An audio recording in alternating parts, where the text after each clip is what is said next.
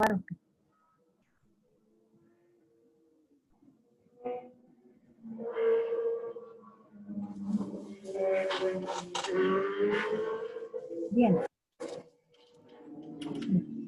muy buenas tardes.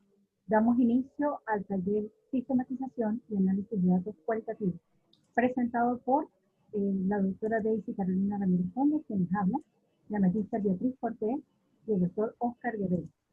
Bien. Inicio planteándoles que no toda investigación puede ser abordada a través de lo que es la estadística como un recurso para la codificación, análisis e interpretación de los datos. En algunos casos, el investigador está interesado más en las magnitudes, en las cualidades, en las características propias de un proceso. Y para ello es necesario un procesamiento en clave semántica. Esta información verbal, por su naturaleza y su objetivo, suele ser abundante, diversa y muy poco manejable, lo cual requiere de un arduo trabajo tanto de organización, de clasificación y categorización por parte del investigador.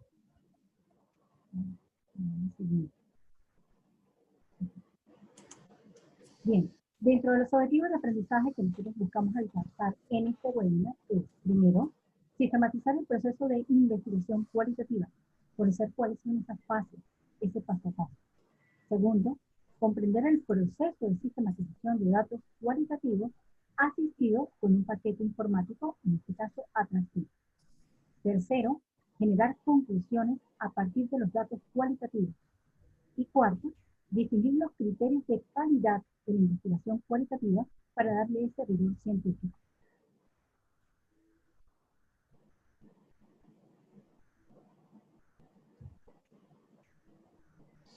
Considerando el enfoque que tiene el Ministerio de Salud, la investigación cualitativa sigue siendo y es aún más relevante.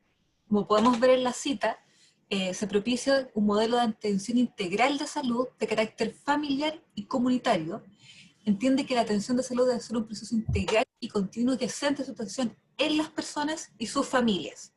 Por lo tanto, estas características y esta perspectiva sociocultural nos lleva a la necesidad de desarrollar otro tipo de estudio que nos permita recoger una perspectiva más integral y dinámica para poder profundizar en el conocimiento del sustrato sociocultural. Y esto lo vamos a ver en nuestras mallas curriculares, en los programas de estudio y por ende en el quehacer que tengamos al interior del aula.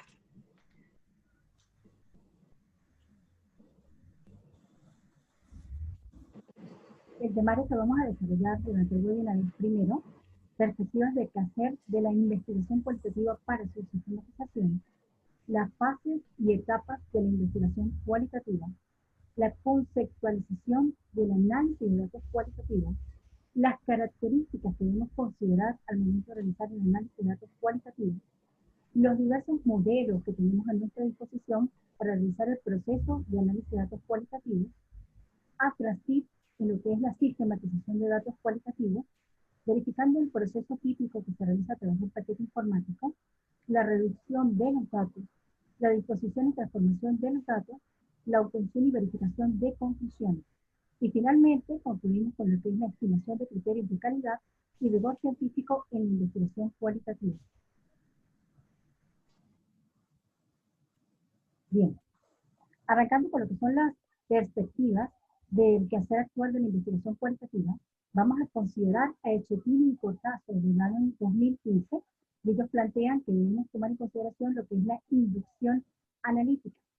En este caso, voy a tomar a lo que es Echeney del año 1934, que él lo ve o lo enfoca como un procedimiento para verificar lo que son las teorías y las proposiciones.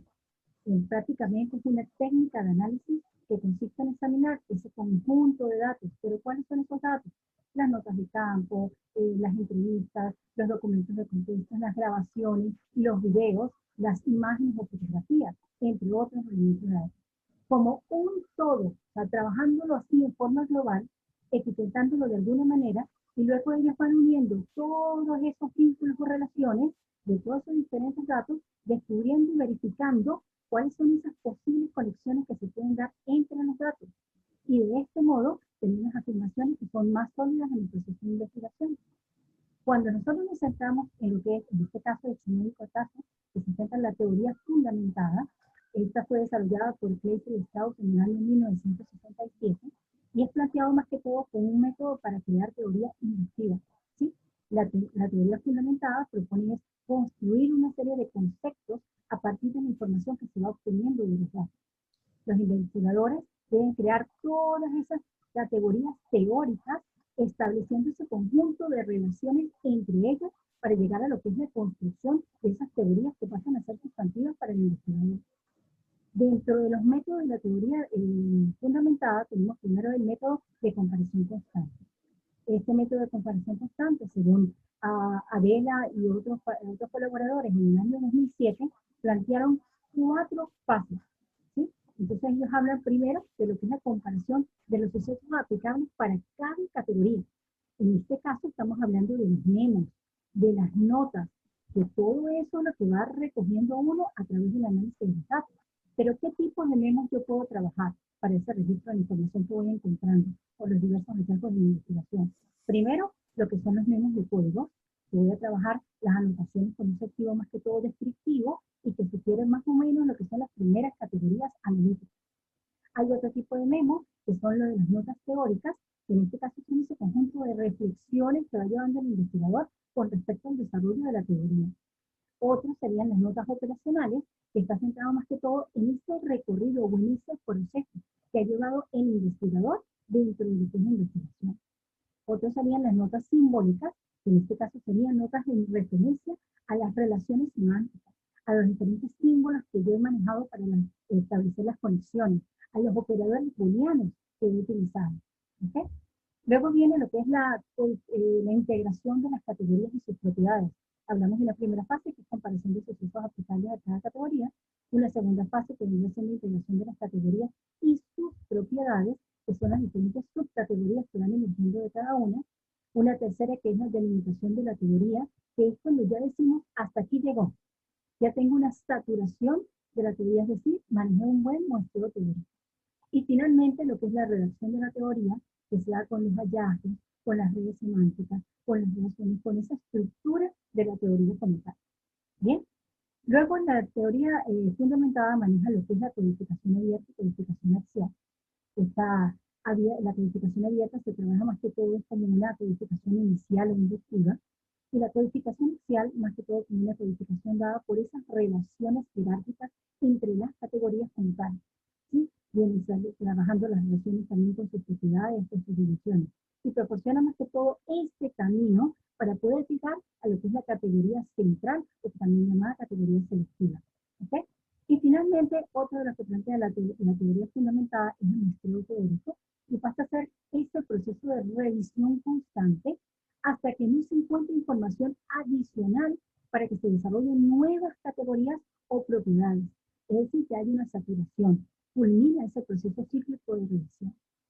Cuando hablamos de otra de las perspectivas, tenemos que hablar de la etnografía, y en ese caso es la descripción del modo de vida de un grupo de individuos como tal. O sea, viene a ser como ese proceso sistémico en el cual se analiza una situación social como tal. Es donde al investigador le interesa más que todo esas cuestiones propias de un grupo de individuos. ¿Sí? Tiene más que todo un carácter inductivo y es un método basado en la experiencia y en la exploración.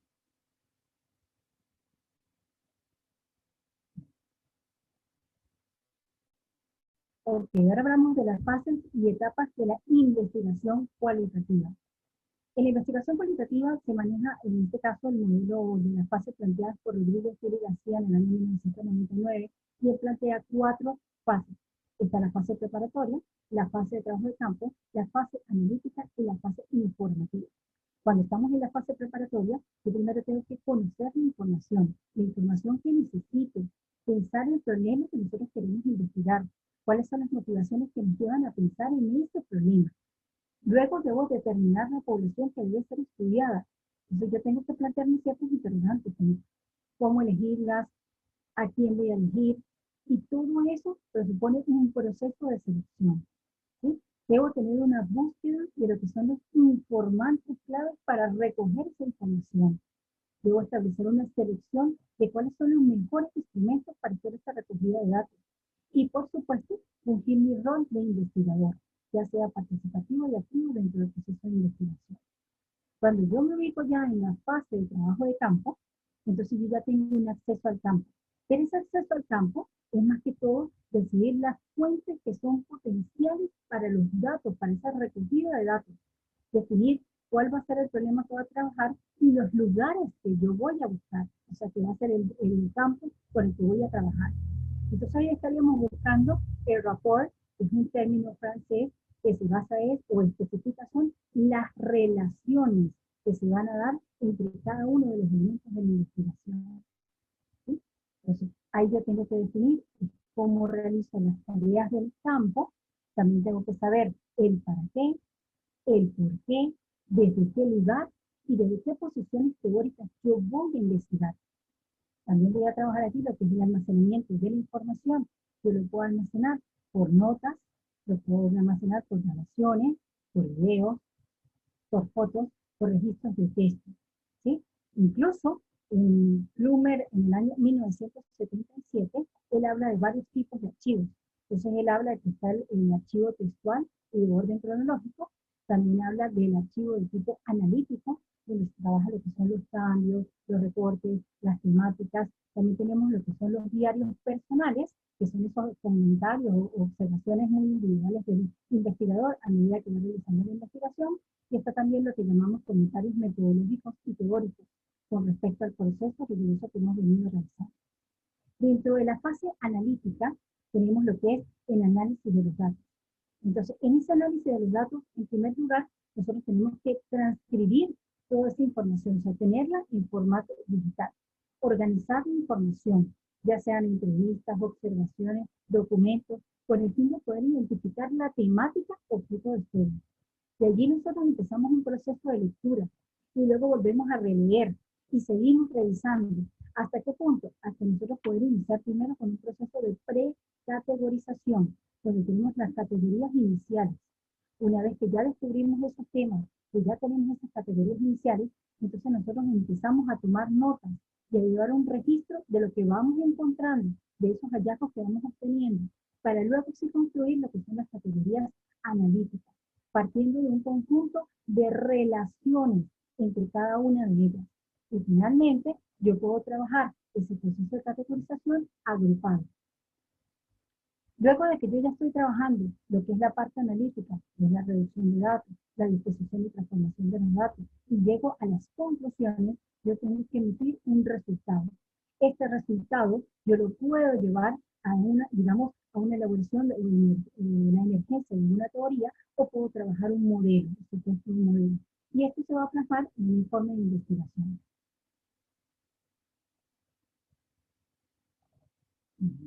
Ahora voy a hablar de la conceptualización de análisis de datos cualitativos, que es propiamente para Wundt en 1985. Él plantea que es un proceso aplicado a una realidad que nos permite discriminar sus componentes, describir las relaciones entre cada uno de esos componentes y utilizar esa primera visión conceptual del todo para llevar a una síntesis más adecuada. ¿Qué significa esto? Que nosotros partimos de un todo, de un general, y esto lo vamos disgregando, vamos separándolo en cada una de sus unidades de análisis. Y cada unidad de análisis tiene una serie de propiedades internas o subcategorías. Y de allí es que luego voy a tomar y voy a sintetizar y voy a llegar a mis conclusiones. Para Sprader, en el año 1980, por análisis de datos cualitativos, se entiende el proceso mediante el cual se organiza y manipula la información recogida por los investigadores para establecer relaciones, interpretar, extraer significados y conclusiones. Prácticamente son las tres etapas que plantea Rodríguez Yuri García en la fase de análisis.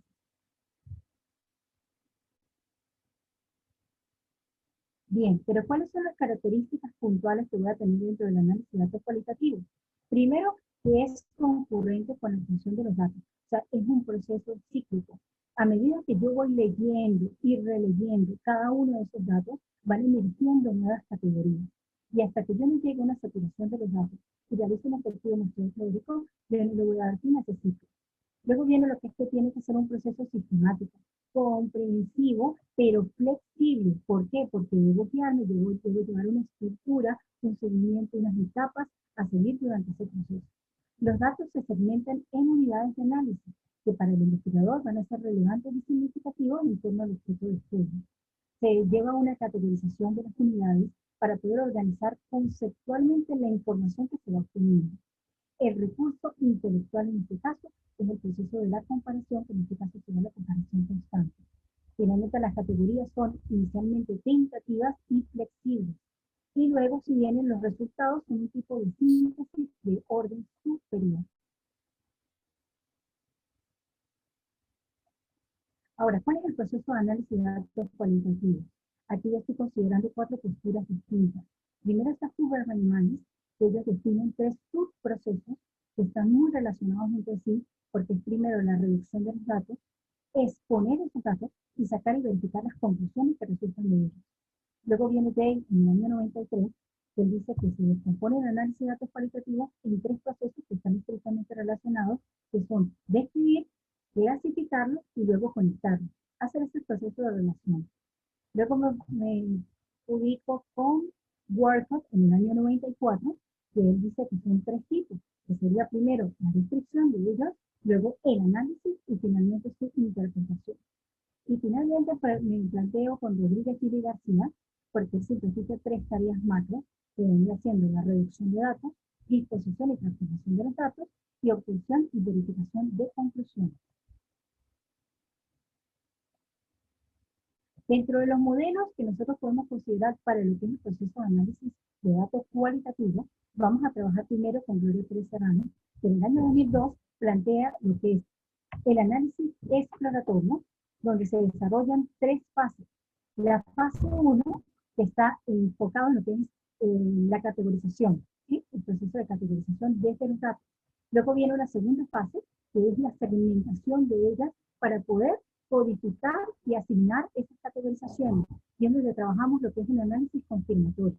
Y una tercera fase, donde se hace un examen de cada segmento a fin de determinar cuáles son los patrones que se van manejando dentro de ese sistema de relaciones o de conexiones, y es donde se empiezan a sugerir las relaciones internas y es donde se da esta plausibilidad de esas relaciones para llevar a un proceso de descripción o describir todo ese proceso, y finalmente obtener una interpretación de esos resultados.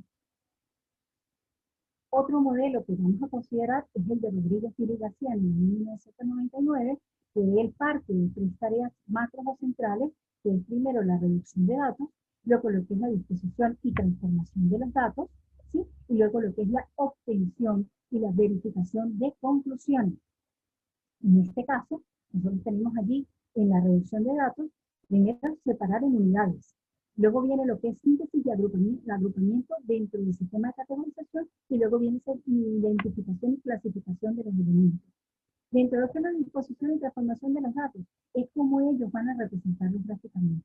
Y lo que es la obtención y verificación de conclusiones es el proceso para yo obtener esas conclusiones, cómo yo verifico esas conclusiones y cómo yo logro alcanzarlas. ¿Okay? Bien, ahora vamos a hablar de lo que es la integración de paquetes informáticos en el análisis de datos cualitativos. ¿Cuáles son los aportes? ¿Por qué es importante que yo trabaje con un paquete informático? Porque primero, facilita el proceso de análisis de datos cualitativos.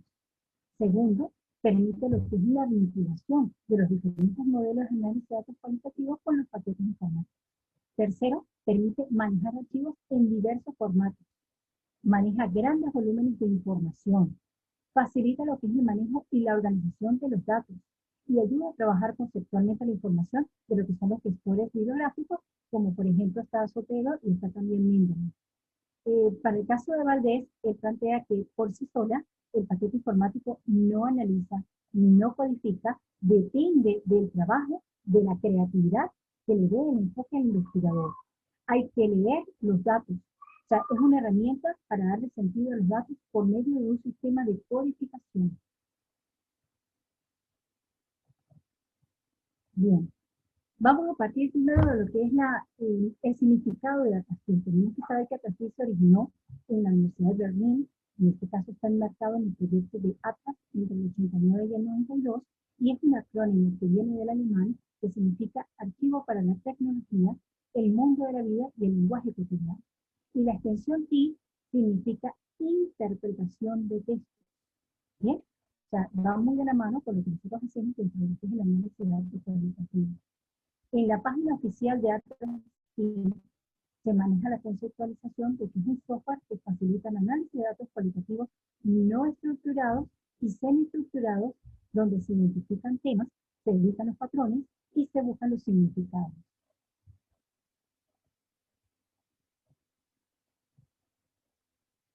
Ahora, ¿cuál es una ventaja de utilizar Atlassian en lo que es la sistematización de datos cualitativos? La principal, ahorro de tiempo. ¿Por qué? Porque hay una velocidad en gestión, hay una velocidad en la búsqueda de algunos elementos puntuales de integración de los datos y hay una exposición de los datos y de los códigos. La codificación y exploración de los datos indica lo que es la segmentación, o sea, trabajar por fragmentos, luego codificarlos y obtener el listado de esos códigos descriptivos para ir acompañándonos con un conjunto de reflexiones o anotaciones que se dan a través de los miembros, para tener así una base de algunas ideas o algunas reflexiones teóricas, metodológicas, hallazgos propios de la investigación. También hay una inclusividad, ya que emite datos de distinta naturaleza. Y también está trabajando en lo que es la parte interpretativa entre los miembros del equipo, porque se maneja lo que es la modalidad de intercodificadores, que es el trabajo colaborativo en la red a través de diferentes sistemas. Están también las redes conceptuales, porque a través de ellas se facilita lo que es la elaboración de modelos teóricos y también lo que es la escritura de los hallazgos. Ahora, ¿cuál es el proceso típico que se lleva dentro de lo que es el análisis de datos cualitativos en Atlassian? O sea, primero que nada, nosotros tenemos una preparación de los datos. O sea, todos los datos deben estar en formato digital, organizados preferiblemente en carpetas, ¿sí? Y luego sí se hace una creación de la unidad hermenéutica. Esta unidad hermenéutica, por ejemplo, o sea, que también se conoce como un proyecto o como una base de datos. Esta va a incluir lo que son las citas, los códigos, los memos, entre otros. Entonces, ahí internamente de la unidad hermenéutica yo tengo una organización de los datos a través de mis documentos primarios. Y luego de que tengo organizado y tengo estructurado mis documentos primarios, yo hago una selección de las citas a través de diferentes segmentos y hago un sistema de codificación. Y luego hago la asignación de esos códigos. Cuando ya tengo la asignación de códigos asociados a las citas, yo puedo establecer o crear las relaciones. Y una vez que yo creo las relaciones, puedo generar una visualización o una representación a través de un sistema de redes o los networks. Pero en paralelo a todo ese proceso, yo tengo tres elementos, que es la documentación mediante memos, los memos que nosotros hablábamos hace rato, está también la visualización de los resultados a través de informes. ¿Pero informes de qué tipo? Primero de las concurrencias que están trabajando dentro de lo que son los códigos, y también podemos tener informes con respecto a lo que es la frecuencia de la relación código con las citas, ¿ok? O con los documentos primarios. Y por supuesto, debo realizar lo que son búsquedas y selección de datos dentro de cada uno de esos documentos primarios.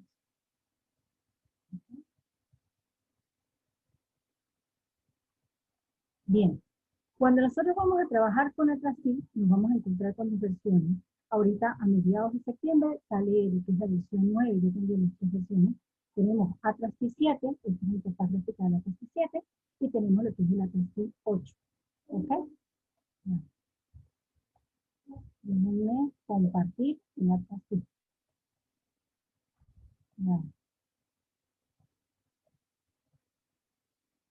Compartir. Bien. Cuando estamos en el Atlassian, y ya tenemos en pantalla, ¿sí? Ok, bien. Entonces, esta es la interfaz gráfica que nosotros encontramos en la Atlassian. Fíjense que es muy familiar la versión 8. ¿Por qué? Porque se parece cuando estamos trabajando con el editor de texto Word, ¿sí? Porque estamos trabajando por cinta. Entonces allí incluso tenemos archivos, como lo venimos trabajando en Word, muy similar, y tenemos también inicio, buscar, analizar. Entonces cuando arrancamos o trabajamos la parte de la cinta de inicio, tenemos agregar los documentos primarios. Yo puedo agregar documentos primarios de manera individual, archivo por archivo, ubicándolo de manera local dentro de mi PC. También puedo agregarlo a través de un contenido en una carpeta específica. Entonces, supongamos que yo tengo una carpeta con todos los documentos en TXT o los tengo en formato de doc o en PDF, y yo puedo seleccionar la carpeta y él me hace ese proceso de importación de todos ellos.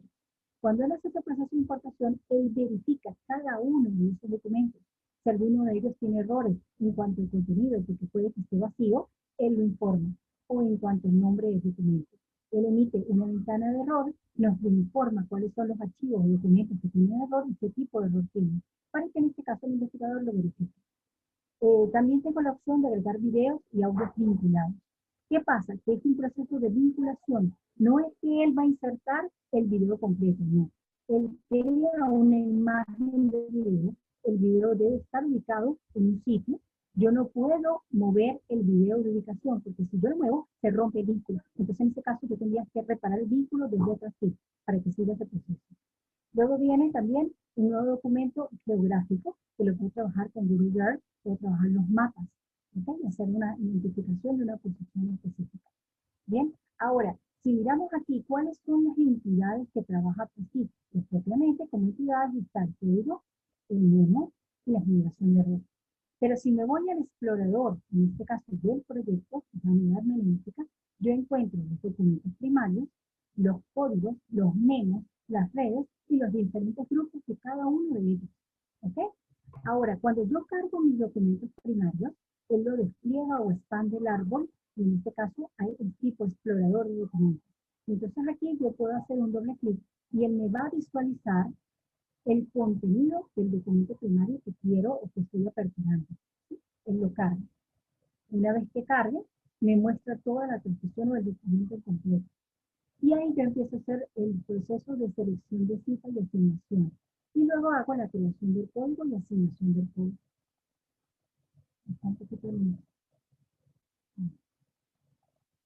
Bien, así como tengo aquí el documento, también tengo aquí ubicado lo que es un video, una imagen, ¿sí? Ya, tenemos que cargar. Bien, tengo aquí una entrevista, ¿sí? Entonces yo selecciono cuál va a ser mi cita y yo hago una creación libre, una cita libre. ¿Qué significa esto? Que me pareció interesante lo que leí, pero todavía no tengo el código, no sé qué es lo que voy a trabajar. Y yo sigo leyendo porque hago mi primera lectura y sigo ubicando las citas que me parecen interesantes, que dan un aporte a la investigación. Pero si yo ya tengo los códigos, ya generé los códigos, entonces yo hago una asignación de códigos. Y esa asignación lo puedo trabajar con el código de lista, si ya tengo creado los códigos. Y marco, por decir algo, el código que me interesa, y le digo que ya tengo una asignación del código dentro de la cita que generé. Y así lo hago con cada uno de ellos. Ahora, una vez que yo ya trabajé lo que es la cita, a través de un documento de texto, voy a mostrarles otro tipo de datos. En este caso el video, ¿sí? Entonces, yo reviso el video, yo puedo darle play, ustedes de repente no lo van a escuchar. Entonces, justamente en el frame o en el momento que me parece interesante, yo selecciono y digo que en este segundo voy a asignar un código. Entonces, ¿qué código voy a asignar? En este voy a trabajar lo que es el manejo. Y él me asigna el manejo. ¿Ok? Y puedo tener una concurrencia, porque puede ser que dentro de él mismo yo esté trabajando un código interno que sea utilización, por decir algo, o el uso de algo. Bien. Ahora, también puedo hacer análisis de imágenes. Entonces, ¿cómo yo voy a trabajar en la imagen? Yo puedo trabajar aquí un código específico, selecciono el sector con el que voy a trabajar y ahí le doy una codificación. Y la codificación, supongamos que voy a trabajar componentes. Y él me codifica esa área de la imagen como un código de componente. ¿Ok? Bien. Ahora, una vez que yo ya tengo listo eso, yo puedo realizar dentro de los datos una búsqueda. Porque puede ser que tenga mucha información, tenga muchas preguntas y no recuerdo justamente en qué parte hablé de la implementación de tal plataforma. Entonces allí coloco plataforma y él automáticamente me lo busca. Le digo buscar por término y me lo ubica en cada documento final. Bien. Ahora, también tengo la parte de analizar. ¿Cómo hago el análisis en la plantilla? Yo puedo analizar, en este caso, el explorador de co-ocurrencias, donde va a aparecer un árbol con la estructura de todos los códigos y los códigos internos. Y voy a trabajar lo que es una relación con el operador booleano y con los operadores de proximidad, que en este caso sería dentro de, encierra tal código, superpone este código o lo superpone por. ¿Ok? También tengo lo que es la tabla de coocurrencia, donde me va a sacar las frecuencias, una matriz de relación de los códigos que están dentro de cada uno de ellos. Y está la tabla de relación código-documento primario, que es para ver también la cantidad de frecuencias que se repiten los códigos dentro de los documentos primarios. Tengo otra opción que es la fiabilidad de la investigación. Y en esa fiabilidad es cuando yo estoy trabajando la opción de activar la modalidad de intercodificadores, que es cuando yo le doy la opción a varios expertos para que entre todos, cada uno realice un proceso de codificación a través de la unidad hermenéutica de la investigación, cada uno genera sus códigos y luego se hace ese proceso de validación. Y allí se llega a lo que es la parte de activa automáticamente lo que es el acuerdo de intercodificadores, ¿sí? Que es donde se da la medición de fiabilidad entre los codificadores. ¿Bien? Luego está lo que es importar y exportar. En este proceso yo puedo importar elementos desde un thread, puedo trabajar un thread y manejar el halo de comentario dentro de ese thread y puedo evaluar cómo es el comportamiento de cada uno dentro de esos comentarios. También está el Evernote, que es otra opción que puedo analizar. Puedo trabajar con los gestores de referencias bibliográficas, como por ejemplo hace rato que yo les decía a ustedes, Zotero, que yo tengo allí varios artículos de investigación, pero yo no puedo hacer nada conceptualmente con los artículos a través de ese gestor bibliográfico, entonces yo me importo todos esos artículos, los tomo como documentos primarios y hago su respectivo proceso de codificación. Y también puedo trabajar encuestas, puedo trabajar libros de códigos y grupos de documentos. Pero también puedo exportar los datos que me están generando, las relaciones que estoy trabajando aquí, y lo puedo trabajar hacia SPSS, manejando lo que son las frecuencias de código. Puedo trabajar datos estadísticos a través de lo que genera data aquí con las tablas de frecuencias, y puedo trabajar los libros de código y los gestores de documentos. ¿Ok? Bien. Bueno, estas son herramientas de soporte técnico. Ahora, ¿cómo yo trabajo una red? Pues aquí tenemos una red básica, que digamos que ya es la representación gráfica de cómo yo puedo establecer las diferentes relaciones entre cada uno de los códigos que ya he generado en los documentos primarios. Entonces, por ejemplo, aquí está, ¿sí? ¿Sí? Sí. Yo quiero agregar, ¿bien?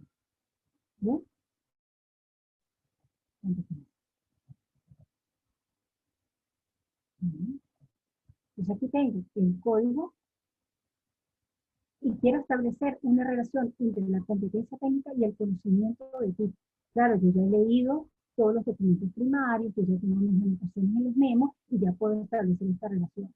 Entonces yo aquí busco el punto y establezco la relación con el conocimiento técnico. Él por defecto tiene estos operadores booleanos y tiene esta relación semántica que dice contradice, es causa de, es parte de, es una propiedad asociada por, sin nombre, porque también yo puedo personalizar este proceso de relación y generar mis propios códigos de relación. Entonces, supongamos que lo que yo encontré en los datos, los hallazgos que tuve, es que la competencia técnica se contradice con el conocimiento teórico que ellos poseen de las TIC. Entonces, yo marco que hay una contradicción. ¿Ok? Bien. Y empiezo a establecer mi mapa de relaciones. Es un mapeo de relaciones. Y en ese mapeo yo genero lo que es mi red. ¿Ok? Bien. Pero así como yo genero las redes, yo también puedo trabajar los memos. ¿Sí? Por aquí tengo un memo. Entonces en el memo es donde yo voy a ir incorporando cada uno de esos procesos reflexivos que estoy trabajando a través de lo que es la revisión de los datos con los documentos primarios. ¿Sí? Empiezo a incorporar mis reflexiones. ¿Ok? Cada una de ellas. Que luego me va a servir para generar lo que son las conclusiones. ¿Sí? Esto es en función de lo que es la plastilla. Voy a dejar de compartir. Y me voy nuevamente a compartir. Disculpa. Compartir. Bien. Ahora voy a lo que es la sistematización de datos con la plastilla como tal, incorporando el proceso, en este caso el modelo de Rodríguez y García, en cada una de sus fases. Entonces está primero la reducción de datos. Entonces, ¿qué es lo primero que hago? Identificación y clasificación de los elementos. ¿Y cómo hago eso? Con la creación y asignación de citas dentro de los segmentos que yo seleccioné en los documentos primarios.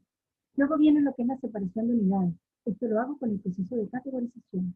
Y finalmente viene síntesis y agrupamiento, que es con ese establecimiento de los códigos en cada uno de los segmentos que yo trabajé dentro del documento primario. Generalmente se utiliza lo que es la estrategia de codificación abierta, axial y selectiva, que son las que practican Strauss y Corbin en el año 1990. Pero entonces aquí les voy a presentar lo que es el proceso de investigación basado en lo que es la teoría fundamentada, específicamente planteado por San Martín Santero en el año 2014, donde él habla que la codificación abierta, lo que llamamos nosotros una codificación inicial inductiva, en este caso se arranca de su parte de un documento primario, donde este documento primario se genera una serie de códigos a través de las citas y se hace en un sistema de comparaciones constantes a través de un sistema cíclico, para luego establecer lo que es nuestro sistema de categorización. Una vez que yo ya tengo establecidas las categorías, establezco la relación que va a haber entre cada una de ellas y es donde emerge lo que llamamos la codificación axial. Y cuando yo ya tengo claras estas relaciones, entonces ahí sale lo que es la categoría central, que es lo que llamamos una codificación selectiva.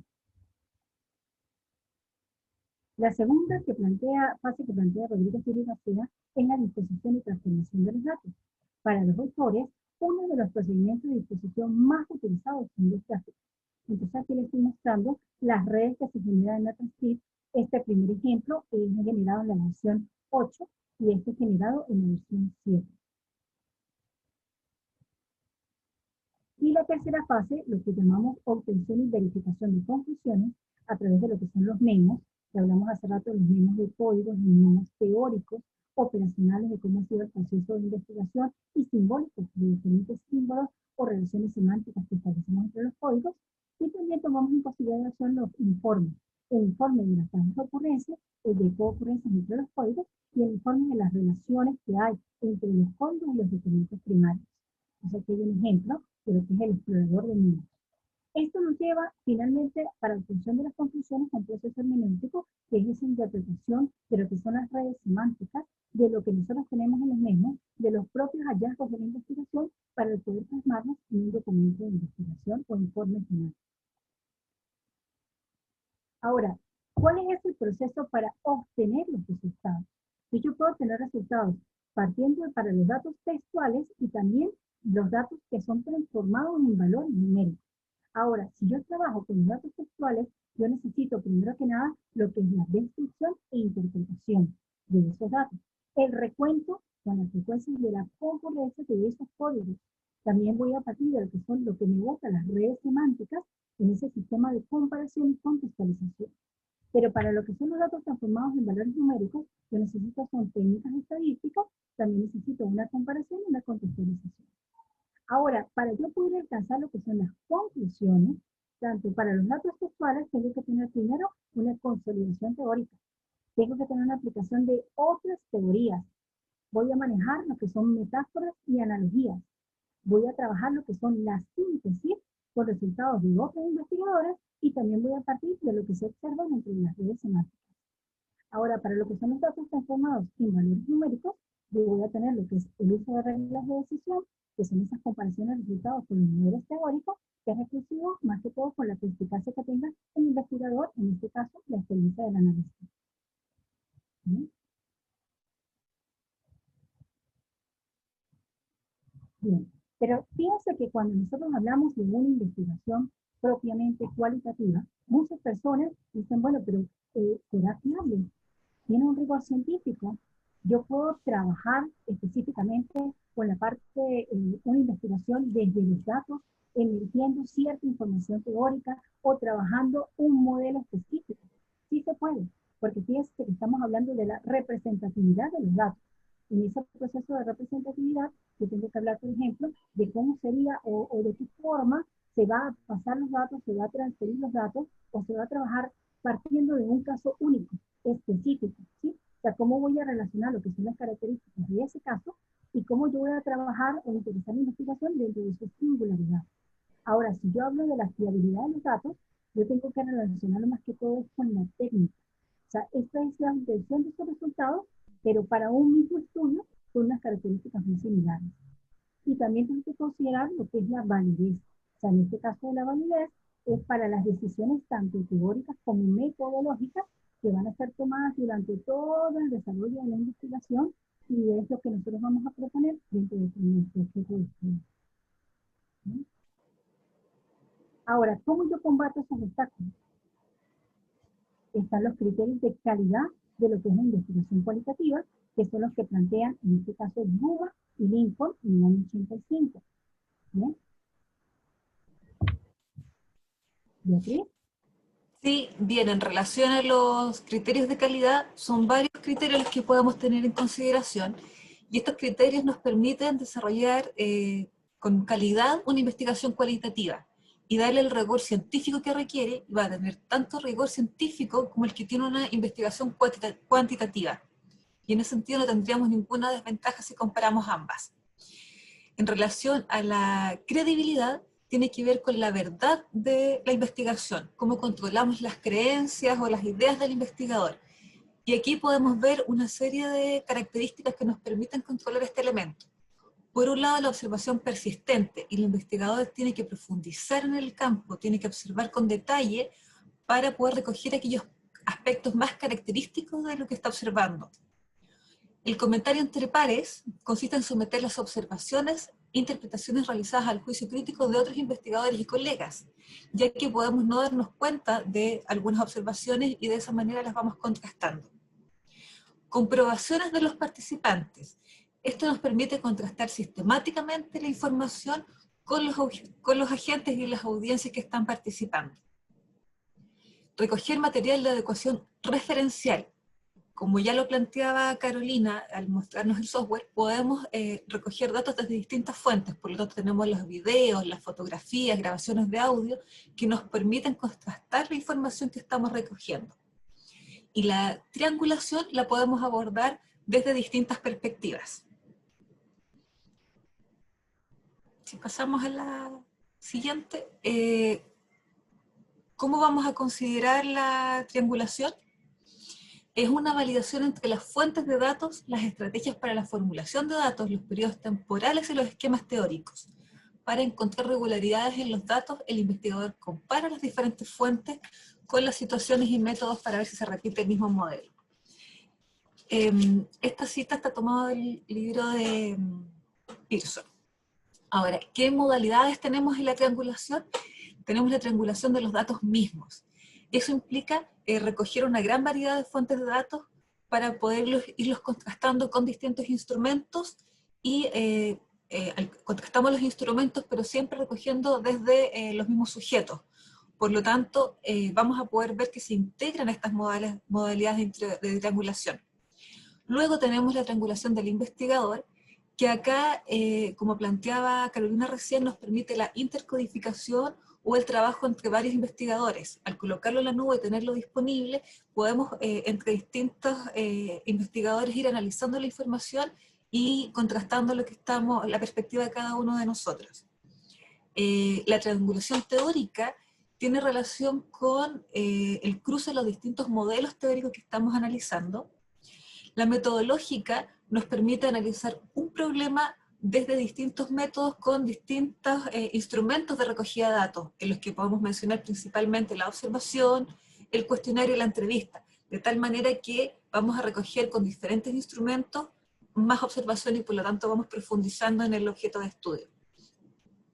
Y la triangulación disciplinar se refiere a un trabajo interdisciplinario entre distintas disciplinas. Por ejemplo, en este caso podríamos trabajar desde la Facultad de Salud, desde una mirada de la ciencia, de la salud, con lo educativo y con lo metodológico que nos permite articular estos elementos. Si pasamos a la siguiente, Carol, ¿te parece? Otro criterio de calidad es la transferencia. Esto se refiere a la validez externa que va a tener nuestra investigación y por lo tanto, cómo el análisis de la muestra que hemos considerado es aplicable en otros espacios o en otras situaciones. Por lo tanto, aquí tenemos tres elementos relevantes, que es el primero de ellos es el muestreo teórico, que es una estrategia que nos permite maximizar la cantidad de información recogida a la hora de documentar hechos y situaciones. El software nos permite recoger más información, por lo tanto podemos considerar un muestreo no probabilístico, pero con una mayor cantidad de datos. Luego tenemos la descripción en profundidad, que nos permite hacer descripciones exhaustivas y minuciosas del contexto, con idea de hacerlas extensibles y generalizables a otros lugares. Y por último, dentro de la transferencia tenemos la amplia recogida de información, que es la diversificación de la información recogida, que nos permite una fácil comparación entre distintos escenarios. Otro criterio de calidad es la dependencia. Y esto nos permite establecer pistas de revisión y ir analizando el proceso. Por lo tanto, podemos dejar constancia de cómo se fueron recogiendo los datos, cómo se seleccionaron los informantes, cuál fue el papel del investigador, cómo se hizo el análisis de los datos y cómo se caracteriza este contexto. De esta manera le vamos dando estabilidad a los resultados en distintos momentos y en las distintas fases de la investigación. Auditoría de dependencia. El control de calidad externo para evaluar en qué medida las precauciones tomadas por el investigador son adecuadas o no. Réplica paso a paso. Es análoga a la fiabilidad o a la validez de consistencia interna en el procedimiento de las dos mitades, en la que dos equipos de investigación separados independientemente con fuentes de datos que también han sido divididas en mitades. De esa manera podemos contrastar entre dos grupos de trabajo. Métodos solapados es el proceso de triangulación, empleando varias técnicas de recogida de información para compensar posibles deficiencias. Y el último criterio de calidad que vamos a considerar es la calidad del proceso, es cómo vamos censando o verificando que este proceso se ha adecuado adecuadamente. Tenemos la auditoría de confirmabilidad, que consiste en la comprobación por parte de un agente externo de la correspondencia entre los datos y las interpretaciones llevadas a cabo por el investigador. Tenemos también los descriptores de bajo nivel de inferencia, que son registros lo más fieles posibles a la realidad. Por eso hay que ser muy detallista y muy minucioso, porque de aquí vamos analizando desde dónde fueron obtenidos los datos. Y ahí tenemos las transcripciones textuales, las citas, las referencias. Y por último, el ejercicio de reflexión, que consiste en explicitar a la audiencia los supuestos epistemológicos que permitan al investigador formular sus interpretaciones. Por lo tanto, desde ahí tenemos claridad y transparencia respecto a cuál es el enfoque o el paradigma o la teoría de la que se está posicionando.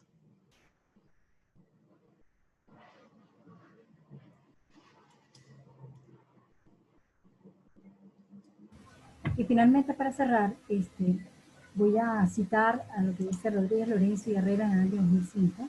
Ellos plantean que es posible comprobar que el proceso de análisis de datos cualitativos tiene como menos el mismo rigor científico y nivel de sistematicidad que el de carácter cuantitativo, por cuanto desde estas coordenadas resulta de obligado cumplimiento el desarrollo más o menos completo de cada una de las etapas y fases que lo constituyen.